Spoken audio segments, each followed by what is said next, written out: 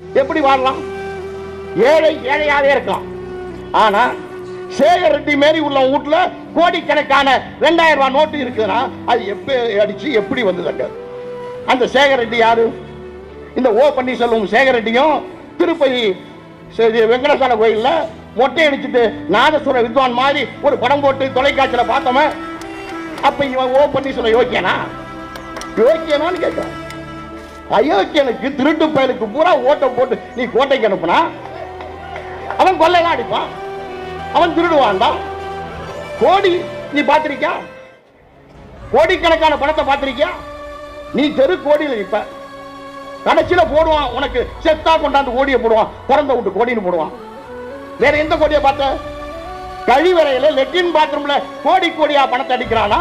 அப்ப 7 கோடி மக்கள் தமிழகத்தில் வாழ்றான். கொஞ்சம் பேர் மட்டும் கோடிக்கணக்கில் பணம் வச்சிருக்கான். பெரும்பான்மை மக்கள், கோடிக்கணக்கான மக்கள் வறுமையிலும் ஏழ்மையிலும் விவசாய கூலிகளாக தின தொழிலாளர்கள் வாழ்ந்து கொண்டிருக்கிறான்னா நீ சிந்திக்க வேண்டாமா?